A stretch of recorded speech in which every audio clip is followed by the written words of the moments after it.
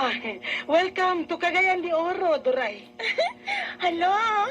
Mo day ni Cagayan ate? Alikri di ay no? Oo, oy.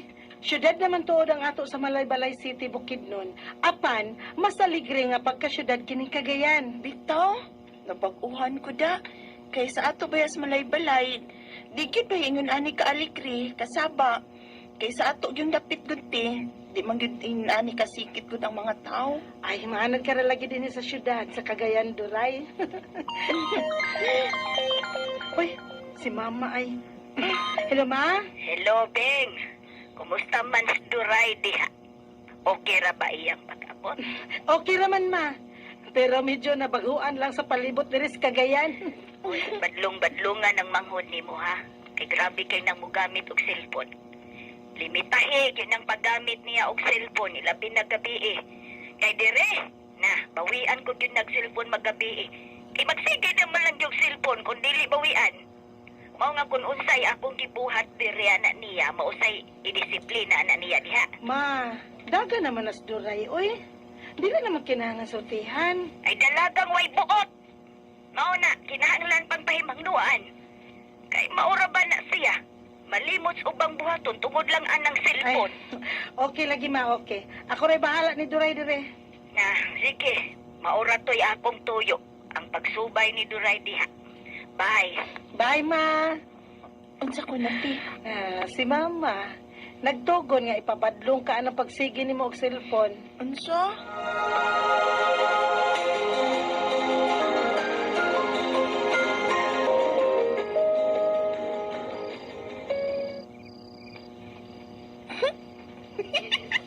Duray! Uy, katulog na, uy. Sige pa, magkagamit sa mong cellphone na.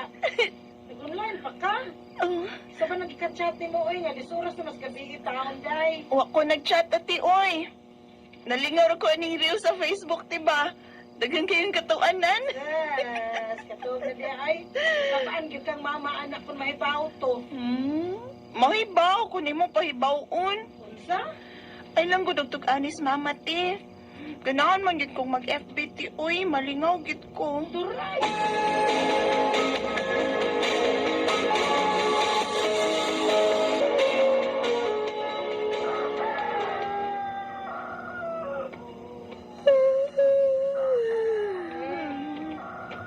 Ayo, kinagmata na ka, Duray. Oh? Utuhan na ni mo ni mata. Duka pa yun ako ti oy. Oh, ang di ka dukaon rumbutaga. Ngayon kagabi dugay magkakamatog. Sige, kagamit ang imong cellphone. Mao di ay. Nga pirmi masako si mama nimo. Tungod anang wa na nimo kontrol nga mo gamit sa imong cellphone. Ate, Day, minus-minus sa taon na, ha? Kay dili ba yan na makaayo sa imong lawas, Duray? ate.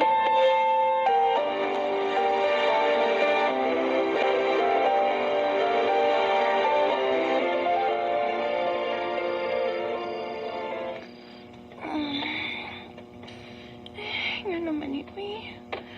Huwag naman ang tako mo gamit sa kong cellphone, pero di magit ko makatog. Narot na lang na ako mga posisyon nagliso-liso sa kong higdaanan, pero di git ko makatog. Makatog raman ang tadahin ko sa amo dito sa Bukidnon. Kung pakatugon ako ni Mama. Ay, saan na ba murasa, Uy? Wala. 2 a.m. na? O, di git ko makatog. Ano man ni?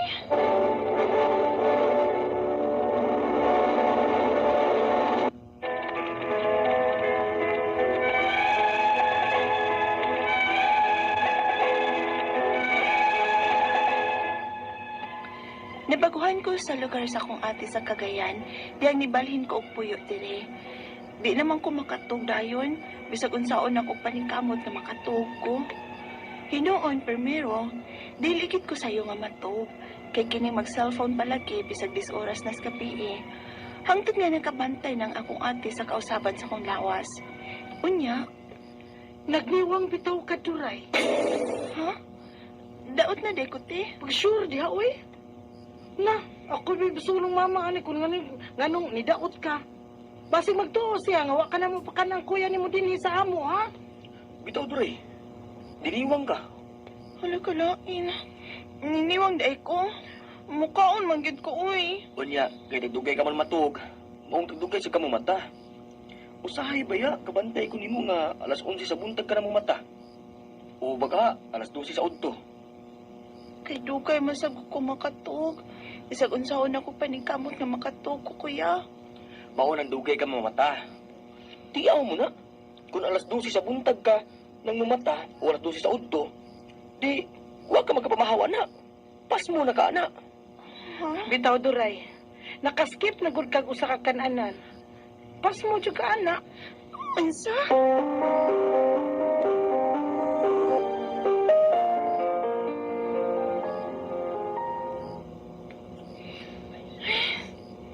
Pas mo gid siguro ko, uy. Kuya, wa sa panang nagniwang na ko, uy. Ilikan karon, mukhaon ako klaro. Maningkamot na gid ko makatugog sa'yo ini kagabi, eh. Aron makamatapot ko sa'yo, aron makapamahaw. Aron di na ko mapas mo. Maliko na ko, uy, kay hapon na da. Andamon ko da nang akong ilisan din sa akong hidaanan. Oh, hulo? Hala? Kadaghagang buhok aning akong unlan. Ako ni? Eh, syempre ako, gid ni kay ako maning unlan. Hala, nag-hair fall ko. Manang nanlarot man akong buhok ko, eh.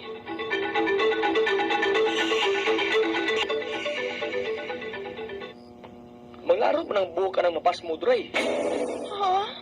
Magkaupaw maganin, ha? Sobra na sad kayo na, kuya, oy. Tinuod bitaw na. Di ko gustong maupaw, kuya. Kanya, kung saan man mo. Ano sana? Hirap man. Ate, akong buhok ba? Nag-hair fall ko. Grabe yung hair fall, te. Inigbangon ako dahil daghang buhok na ko sa akong unlan. Magmatagsudlay na ako na pagimang larot. Te, mahadlo kong maupaw ko, te. Babae pa ya ako. Padyay, grabe sa gud kay kakabusada sa mong lawas duray. Tiyaw mo na dugay ka matug og gabi eh. Nya dugay sa kamo mata. Dili na gani ka kapamahaw. Lahos na nas paniud to. Nya maligo kapag gyud hapon. Kinsa man taw lawasa nga matarong og function ana oy duray? Wa na nakasabot ang imong lawas sa imong pag-abusar oy duray. Ate,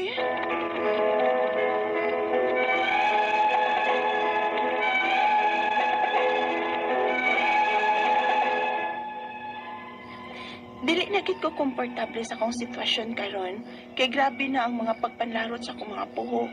Ug mahadlok na ko maupaw. Kay matagsudlay na ako, daghang manlarot nga buhok sa akong o. Dili ba gid ko ingon ini sa dihang dito pa ko sa amo sa Bukidnon. Apan karon nga diri na ko sa Cagayan, daghan namang kausaban sa akong kaugalingon. Ang ako mga pangutana mao kining mosunod. Unang pangutana, sa primero, dugay kong makatog magabi. Usahay, maabtan pagkaadlawon sa siging gamit og cellphone. Mao pa nang hinungdan ko nga nung karon, di na hinon ko makatog. Naanad nagka og bilar ang akong mata. Ikaduhang pangutana, nang larot og maayong akong buhok. Tungod ba ni kay permi kong kuwang og katog? O pas mo basab ni kay permi kong makaskip og kaon og pamahaw kay dugay masab kong makamata. Mga 11 or 12 p.m. na. Ikatulong pangutana, tungod kay mautuhan naman ko sa pagmata, dili na ko sa hapon makaliko. Posible ba sab ni ang hinungdan kung nga nung nanlarot og maayong akong buhok? Magkadaw pa din maliko og hapon? Ikaw pa to katapusan. Unsa may akong buhaton, aron makatug na gyud ko og tarong, ug dili na manglarot ang akong mga buhok. Kay nabalakan na gyud ko sa pagpanglarot og maayo sa akong buhok, kay basig maupaw niya ko ani. Palihog, tabangi ug tambagi ko. Kini ang akong suliran, Duray.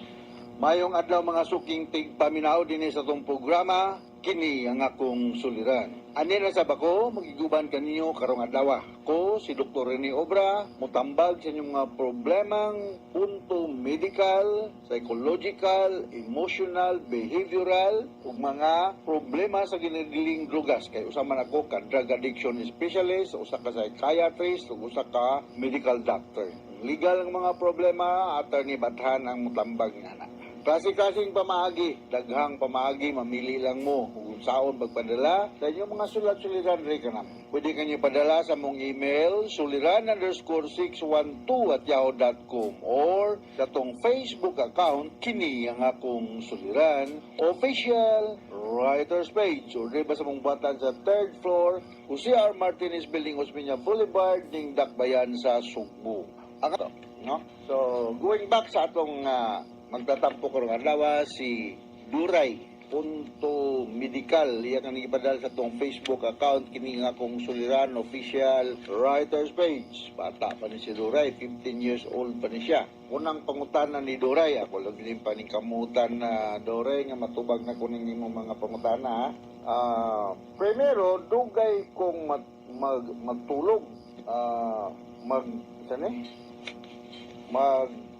Maggabi no, dugay siya matulog mag-usay, maabtan pa ko kadlawon say siging gamit og cellphone. Mao ba ni ang hinungdan nga nangalarot ning akong buhok. Nangalarot ko niyang buhok kay dugay siya matulog si gamit og cellphone. Well, kinahanglan kita matulog Doray, no? Because inalang ang atong lawas ma-recuperate, ma-balance ang hemostasis o ma-recharge ta.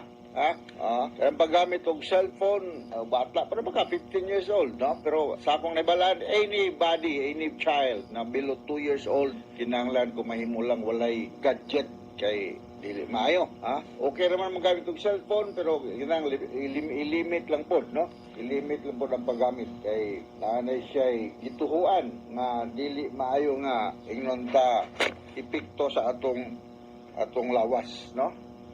So katong naminaw na to karon, limitahay lang sa dinyo ang paggamit og cellphone, kung sa rikaduhan yung pangutana, naglisod ba ko ani? Ikaduhan pangutana ni Doray, Doray, no? Nangalarot ang akong buhok, ngano ba kaha ni? O upas mo ba ni? Kay usahay, makamatap ako, bisan pag antod na sa alas 12 sa tungang gabi. Well, kining magpalarot sa mga buhok, Doray, daghanig mga hinungdan. Amo nang gitawag sa mga pagtuon og alopecia, unsa may mga hinungdan ni ani? Kini siya may trans in the family na ni siya inunta familial predilection or naani siya genetic loading, pero daghan pa mga laing rason. Pwede siya hormonal or katong mga idadara na part of normal aging process. Pero ikaw bata pa man ka, 15 anyos pa man ka, no? Naani siya gipang tawag nato mga klase sa pagpanglarot sa buhok, no? Ang term na mo ani is alopecia areata, no? Autoimmune disease ni siya. Kung gani siya ko mga tao nga pirming ma-stress, chronic stress, ay mga patches, bald patches, ay mong bagol-bagol, no? Kung madaot na ganyan hair follicle, posible nga baglisod na gudugtubo o balik ang imong buhok. O niya, kulang po ka og vitamin D. Usapo na hinungdan, no? Usapo na sinungdan nga magpanglarot ang atong buhok. Asa man na makuha na to ang vitamin D? Ang vitamin D makuha na nato sa init sa adlaw, no? So na magpabuwad gyud tag init na albinagsayo sa buntag pa. Ayaw po nang untong tutok, no?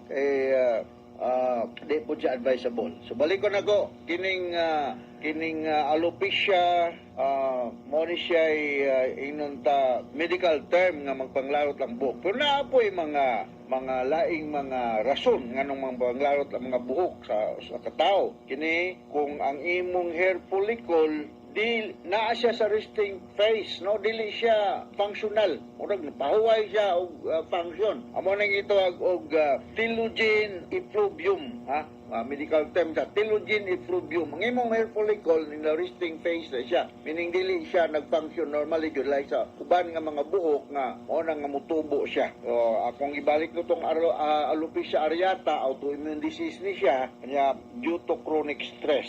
Naami mga pasyente sa among psychiatric ward, minumdum ni nongko. Naami mga pasyente ngani datong usang adlaw na ako'y pasyente sa klinik. Mao gyapon iyang panglab ang ibton ng iyang mga buhok. We call that trichotillomania. Kung balikon, na ay mga tao nga magsig pang-ibot siyang buhok for some reasons.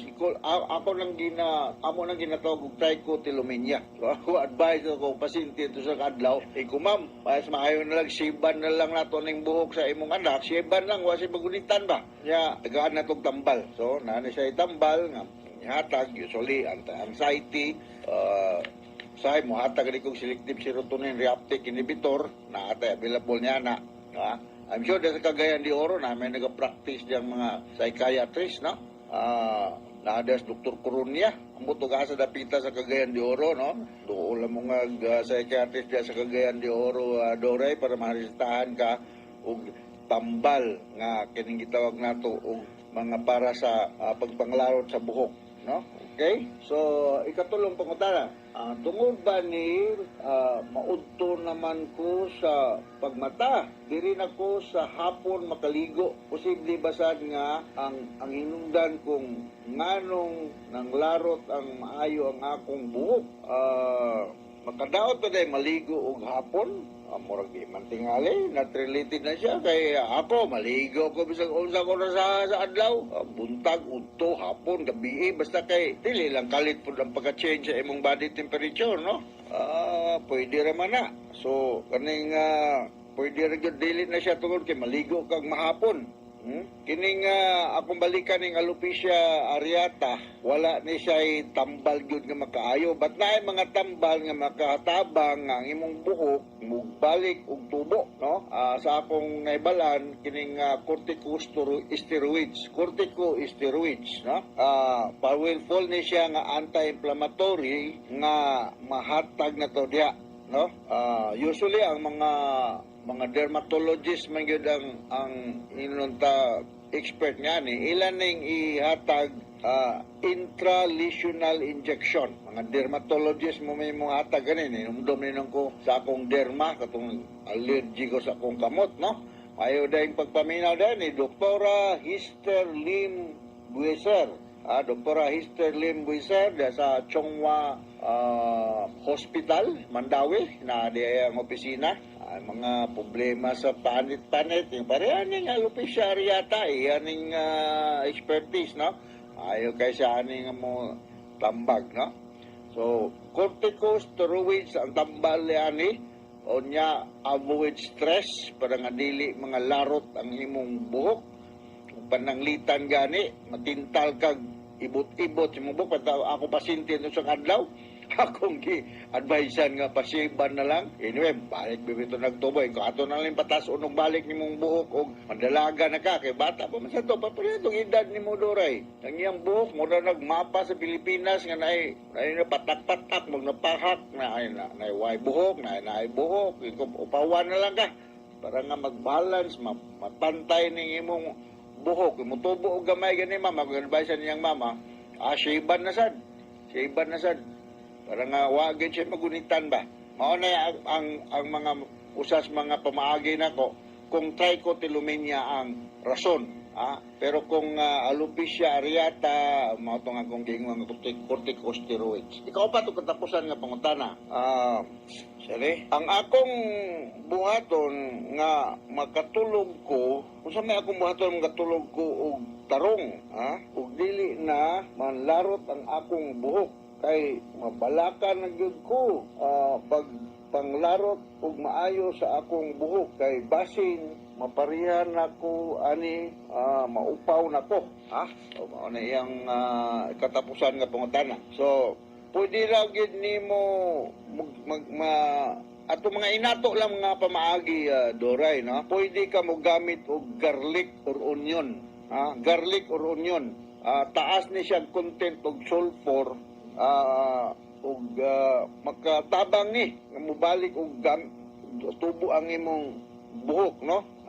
Dili ka kinahanglan nga dili ka maayo magsiginom og coffee or any alcoholic kay makakos ni siya og pagpanglarot sa buhok, on the contrary, kung naay mga aloe vera shampoo diya, no? Nag-recommend aloe vera shampoo, vitamin E, A, E, and C, makatabang na siya. Ang milk, makatabang sad o kanang na ako'y nabasahan somewhere minoxidil minoxidil mao ni siya ang ihatag sa imong doktor nga matambal yan ang problema ha. Pero dili nimo ni mapalit ni mga tambala kung way resita sa doktor. Kaya mo dool kada og dermatologist diya sa Cagayan de Oro City para nga masubad ning imong problema doray, ha? So, ning kamot og gyud ko ako lisod ko pero ning kamot og gyud ko nga makatambag ko sa imong problema doray na sa diya sa Cagayan de Oro City. Ako balikon alopecia ang medical term ani og naa ni siya mga inong remedyo nga mapantay na ang pagtubo si mong buhok, no? Anya dool ka og usa ka dermatologist.